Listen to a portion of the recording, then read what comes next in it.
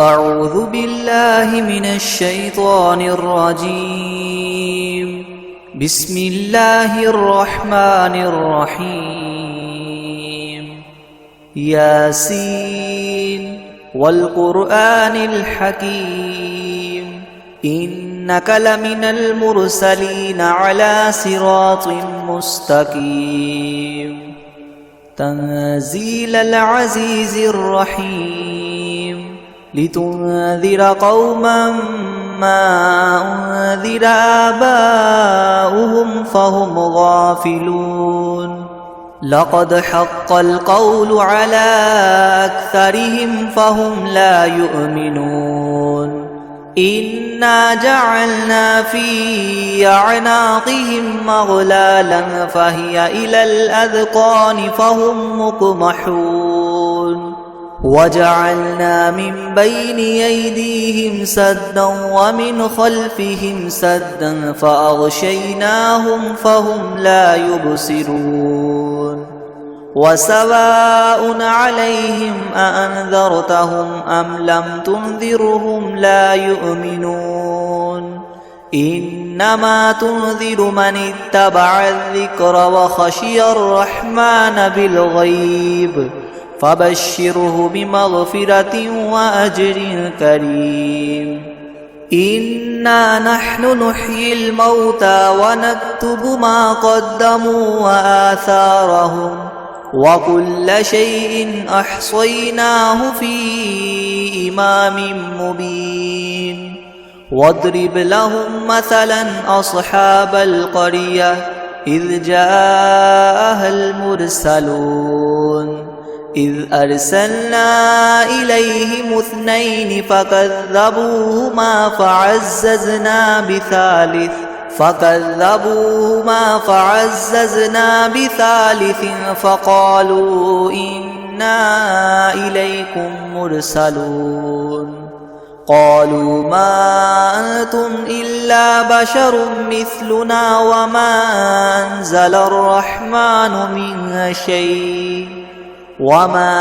أنزل الرحمن من شيء إن أنتم إلا تكذبون قالوا ربنا يعلم إنا إليكم لمرسلون وما علينا إلا البلاغ المبين قالوا إنا تطيرنا بكم لئن لم تنتهوا لنرجمنكم وليمسنكم منا عذاب أليم قالوا طائركم معكم أئن ذكرتم بل أنتم قوم مسرفون وجاء من أقصى المدينة رجل يسعى قال يا قوم اتبعوا المرسلين أتبعوا من لا يسألكم أجرا وهم مهتدون وما لي لا أعبد الذي فطرني وإليه ترجعون أأتخذ من دونه آلهة إن يردني الرحمن بدر لتغن عني شفاعتهم شيئا ولا ينقذون إني إذا لفي ضلال مبين إني آمنت بربكم فاسمعون قيل ادخل الجنة قال يا ليت قومي يعلمون بما غفر لي ربي وجعلني من المكرمين وما أنزلنا على قومه من بعده من جند من السماء وما كنا منزلين إن كانت إلا صيحة واحدة فإذا هم خامدون يا حسرة على العباد ما يأتيهم من رسول إلا كانوا به يستهزئون ألم يروا كم أهلكنا قبلهم من القرون أنهم إليهم لا يرجعون وإن كل لما جميع لدينا محضرون وآية لهم الأرض الميتة أحييناها وأخرجنا منها حبا فمنه يأكلون وجعلنا فيها جنات من نخيل وأعناب وفجرنا فيها من العيون ليأكلوا من ثمره وما عملته أيديهم أفلا يشكرون سبحان الذي خلق الأزواج كلها مما تنبت الأرض ومن أنفسهم ومما لا يعلمون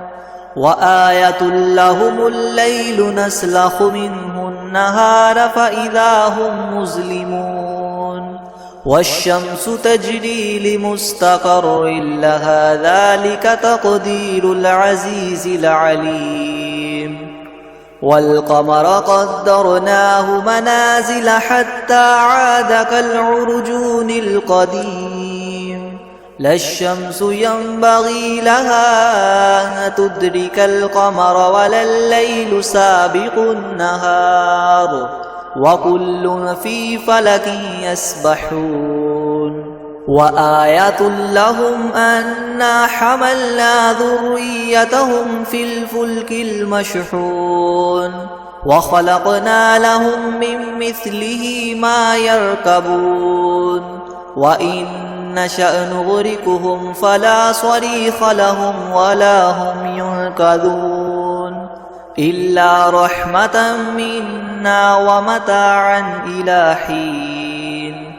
وإذا قيل لهم اتقوا ما بين أيديكم وما خلفكم لعلكم ترحمون وما تأتيهم من آية من آيات ربهم إلا كانوا عنها معرضين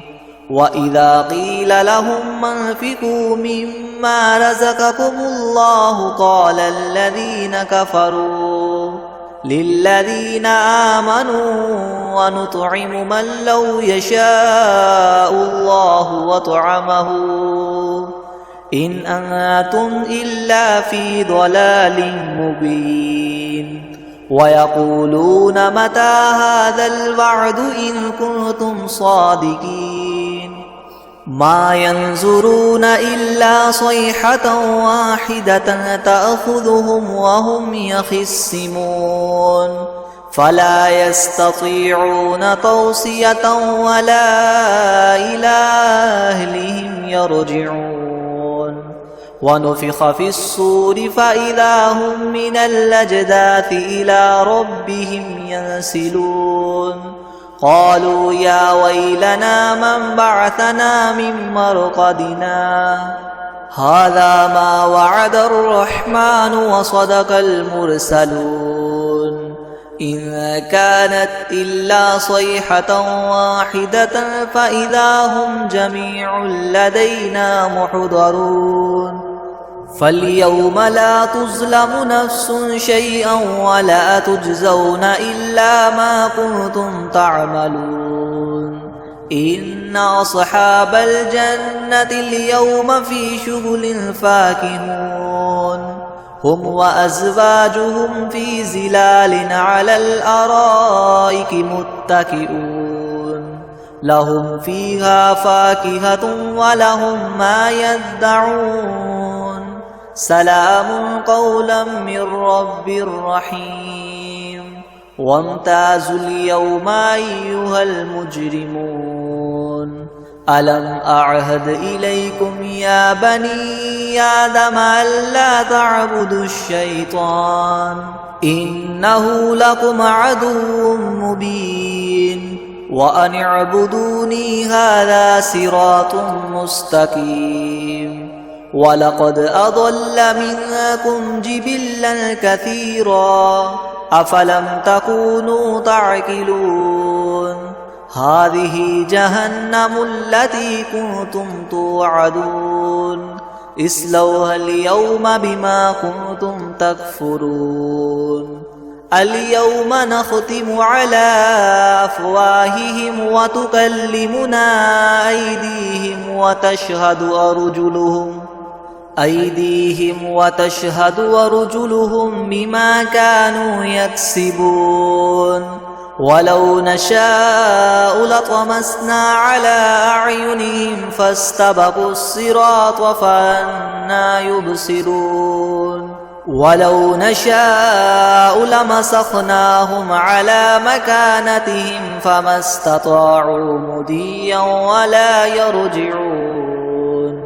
ومن نعمره ننكسه في الخلق أفلا يعقلون وما علمناه الشعر وما ينبغي له إن هو إلا ذكر وقرآن مبين لينذر من كان حيا ويحق القول على الكافرين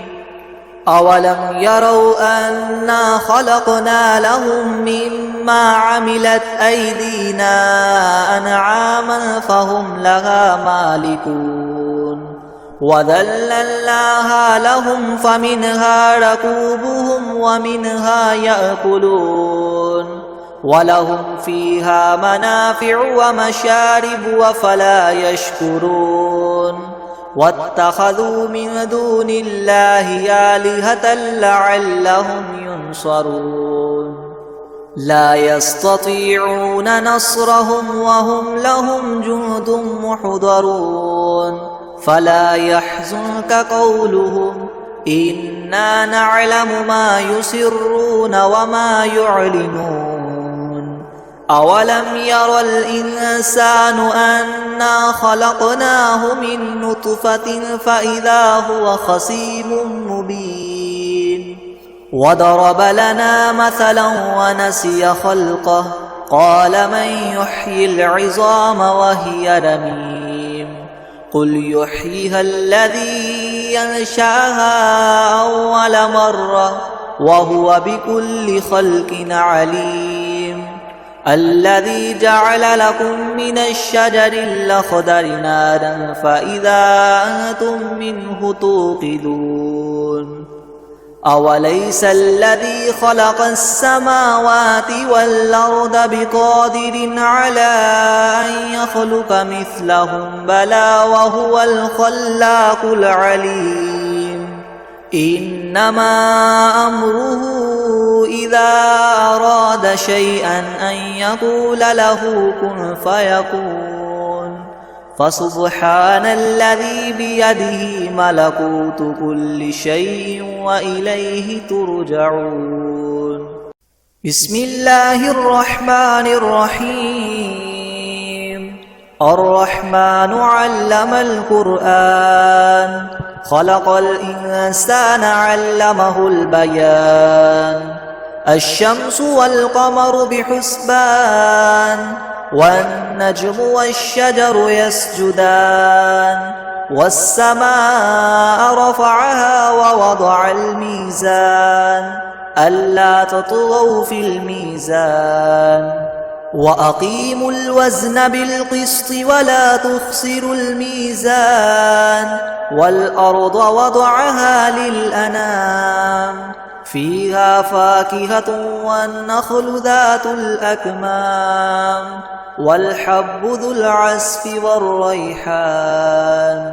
فبأي آلاء ربكما تكذبان خلق الإنسان من صلصال كالفخار وخلق الجان من مارج من نار فبأي آلاء ربكما تكذبان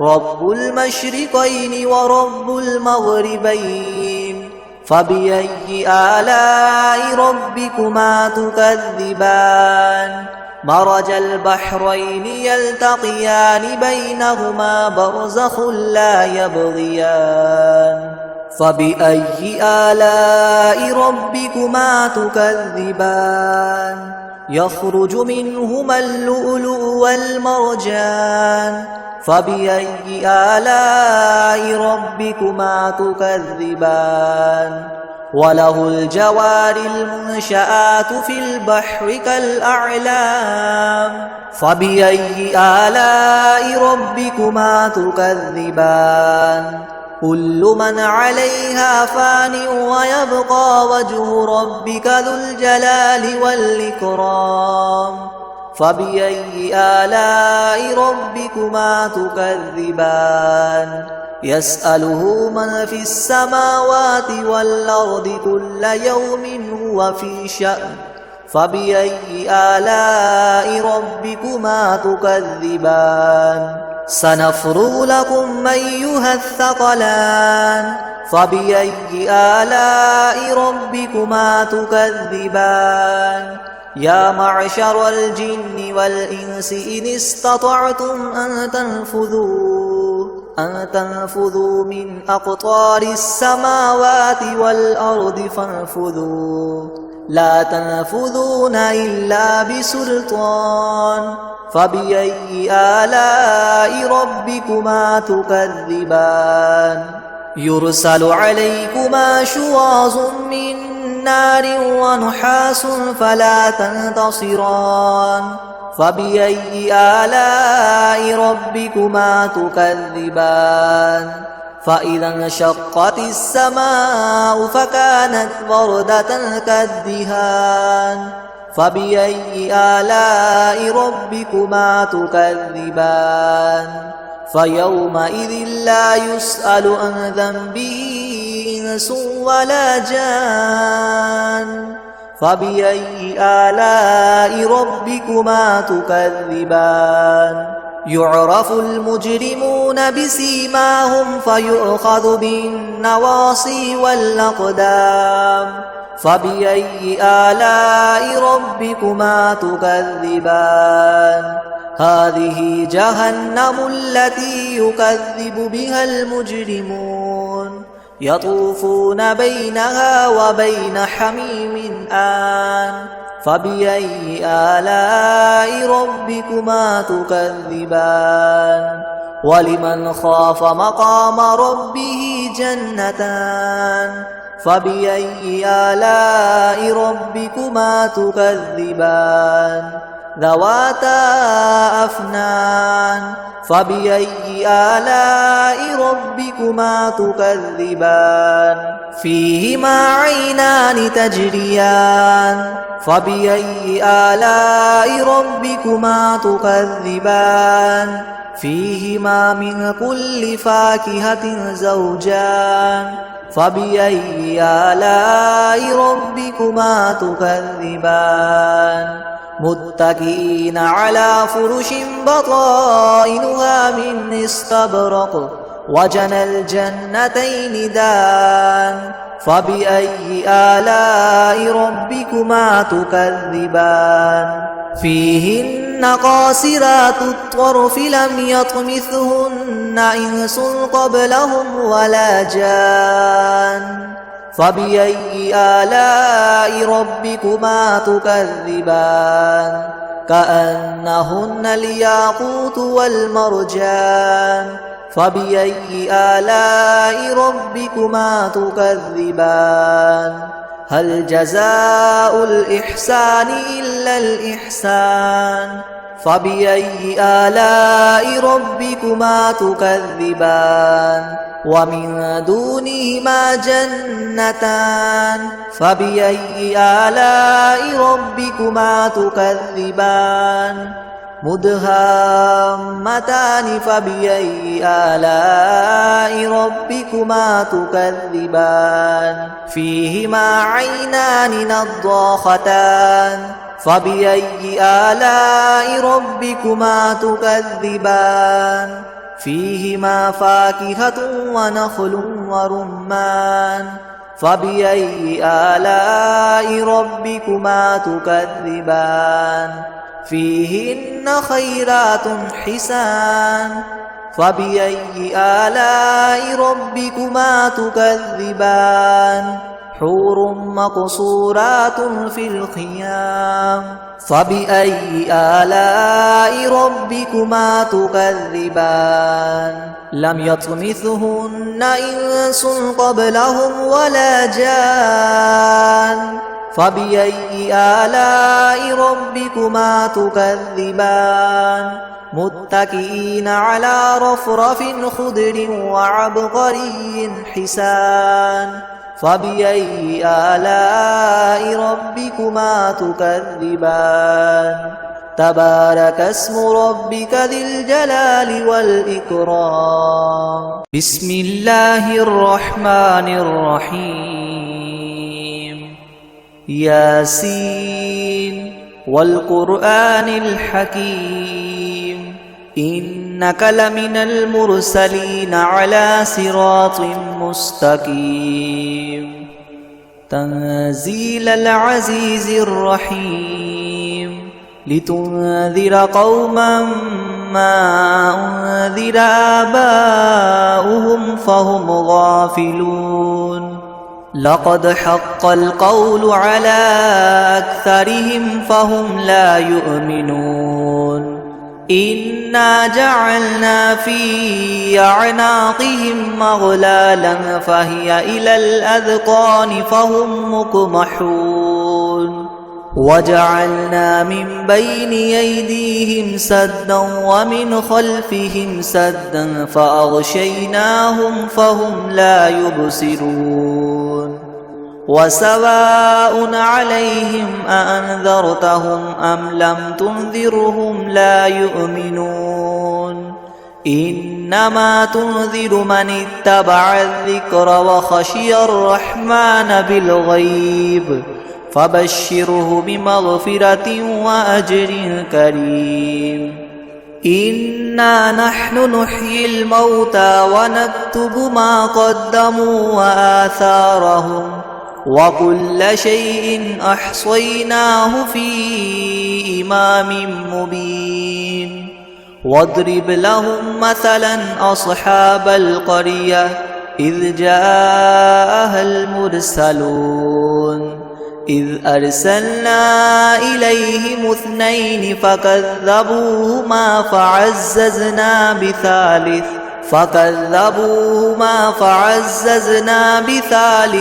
فقالوا إنا إليكم مرسلون قالوا ما أنتم إلا بشر مثلنا وما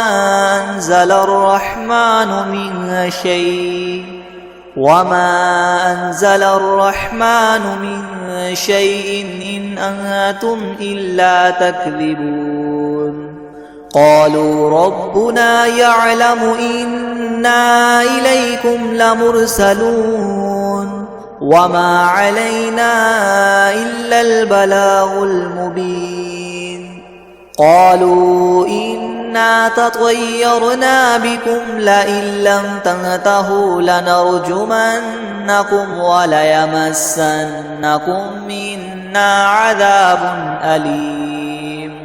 قالوا طائركم معكم أئن ذكرتم بل أنتم قوم مسرفون وجاء من أقصى المدينة رجل يسعى قال يا قوم اتبعوا المرسلين اتبعوا من لا يسألكم أجرا وهم مهتدون وما لي لا أعبد الذي فطرني وإليه ترجعون أأتخذ من دونه آلهة إن يردني الرحمن بدر لتغن عني شفاعتهم شيئا ولا ينقذون إني إذا لفي ضلال مبين إني آمنت بربكم فاسمعون قيل ادخل الجنة قال يا ليت قومي يعلمون بما غفر لي ربي وجعلني من المكرمين وما أنزلنا على قومه من بعده من جند من السماء وما كنا منزلين إن كانت إلا صيحة واحدة فإذا هم خامدون يا حسرة على العباد ما يأتيهم من رسول إلا كانوا به يستهزئون ألم يروا كم أهلكنا قبلهم من القرون أنهم إليهم لا يرجعون وإن كل لما جميع لدينا محضرون وآية لهم الأرض الميتة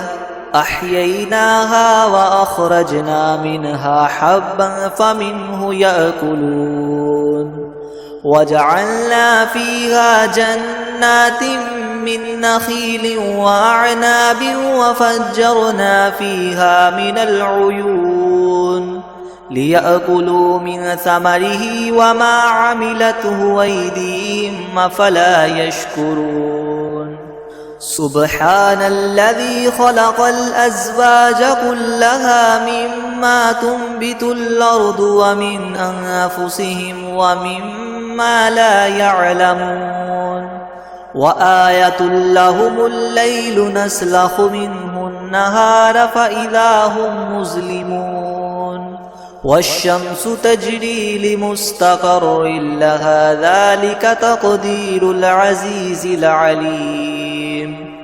والقمر قدرناه منازل حتى عاد كالعرجون القديم لا الشمس ينبغي لها أن تدرك القمر ولا الليل سابق النهار وكل في فلك يسبحون وآية لهم أنا حملنا ذريتهم في الفلك المشحون وخلقنا لهم من مثله ما يركبون وإن نشأ نغرقهم فلا صريخ لهم ولا هم ينقذون إلا رحمة منا ومتاعا إلى حين وإذا قيل لهم اتقوا ما بين أيديكم وما خلفكم لعلكم ترحمون وما تأتيهم من آية من آيات ربهم إلا كانوا عنها معرضين وإذا قيل لهم انفقوا مما رزقكم الله قال الذين كفروا للذين آمنوا ونطعم من لو يشاء الله وطعمه إن أنتم إلا في ضلال مبين ويقولون متى هذا الوعد إن كنتم صادقين ما ينظرون إلا صيحة واحدة تأخذهم وهم يخصمون فلا يستطيعون توصية ولا إلى أهلهم يرجعون ونفخ في الصور فإذا هم من الأجداث إلى ربهم ينسلون قالوا يا ويلنا من بعثنا من مرقدنا هذا ما وعد الرحمن وصدق المرسلون إن كانت إلا صيحة واحدة فإذا هم جميع لدينا محضرون فاليوم لا تظلم نفس شيئا ولا تجزون إلا ما كنتم تعملون إن أصحاب الجنة اليوم في شغل فاكهون هم وأزواجهم في ظلال على الأرائك متكئون لهم فيها فاكهة ولهم ما يدعون سلام قولا من رب رحيم وامتازوا اليوم أيها المجرمون ألم أعهد إليكم يا بني آدم ألا تعبدوا الشيطان إنه لكم عدو مبين وأن اعبدوني هذا صراط مستقيم ولقد أضل منكم جبلا كثيرا أفلم تكونوا تعقلون هذه جهنم التي كنتم توعدون اصلوها اليوم بما كنتم تكفرون اليوم نختم على أفواههم وتكلمنا أيديهم وتشهد أرجلهم بما كانوا يكسبون ولو نشاء لطمسنا على أعينهم فاستبقوا الصراط فأنى يبصرون ولو نشاء لمسخناهم على مكانتهم فما استطاعوا مضيا ولا يرجعون ومن نعمره ننكسه في الخلق أفلا يعقلون وما علمناه الشعر وما ينبغي له إن هو إلا ذكر وقرآن مبين لينذر من كان حيا ويحق القول على الكافرين أولم يروا أنا خلقنا لهم مما عملت أيدينا أنعاما فهم لها مالكون وذللناها لهم فمنها ركوبهم ومنها يأكلون ولهم فيها منافع ومشارب وفلا يشكرون واتخذوا من دون الله آلهة لعلهم ينصرون لا يستطيعون نصرهم وهم لهم جند محضرون فلا يحزنك قولهم إنا نعلم ما يسرون وما يعلنون أولم ير الإنسان أنا خلقناه من نطفة فإذا هو خصيم مبين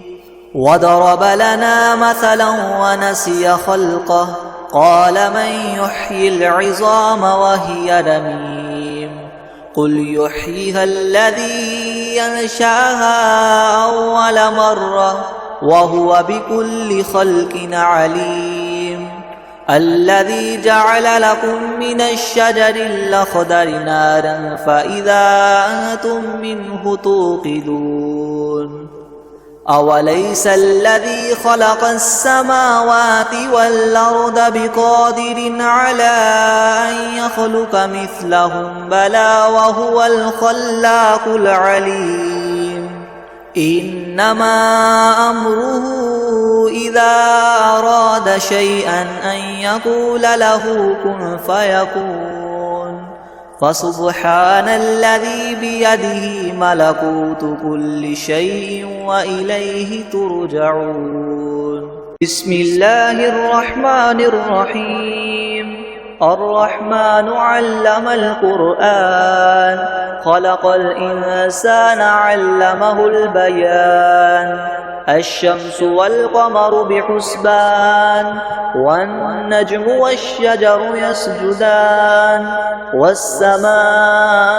رفعها ووضع الميزان ألا تطغوا في الميزان وأقيموا الوزن بالقسط ولا تخسروا الميزان والأرض وضعها للأنام فيها فاكهة والنخل ذات الأكمام والحب ذو العصف والريحان فبأي آلاء ربكما تكذبان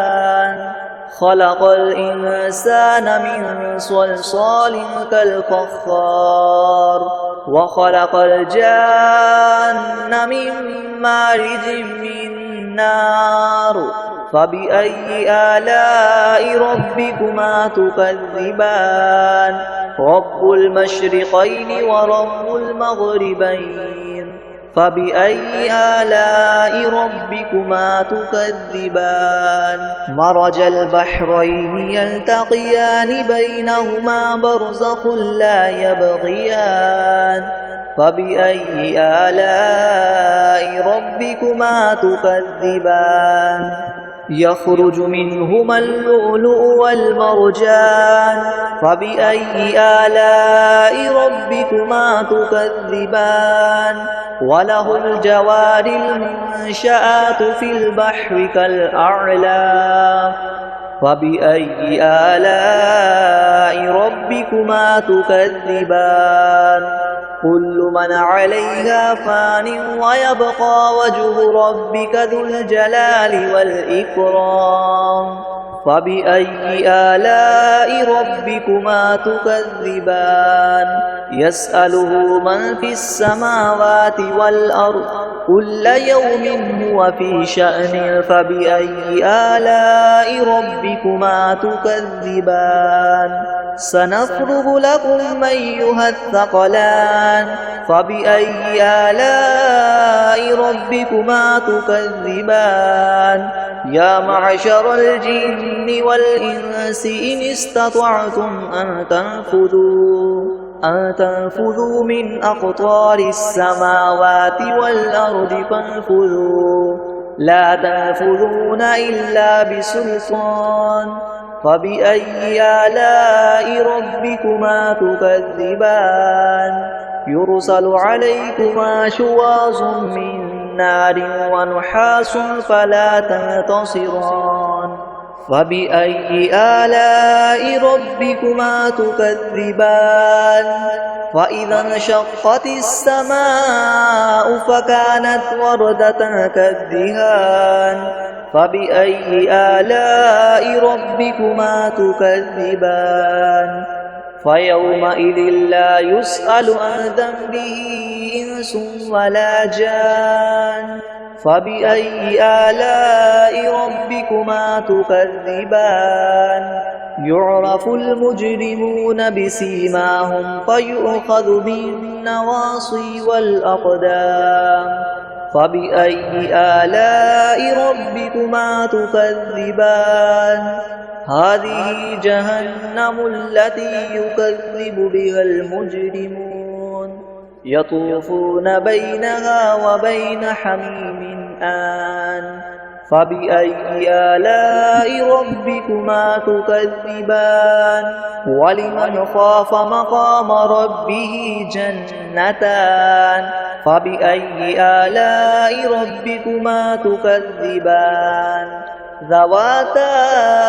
أفنان فبأي آلاء ربكما تكذبان فيهما عينان تجريان فبأي آلاء ربكما تكذبان فيهما من كل فاكهة زوجان فبأي آلاء ربكما تكذبان متكئين على فرش بطائنها من استبرق وجنى الجنتين دان فبأي آلاء ربكما تكذبان فيهن قاصرات الطرف لم يطمثهن إنس قبلهم ولا جان فبأي آلاء ربكما تكذبان كأنهن الياقوت والمرجان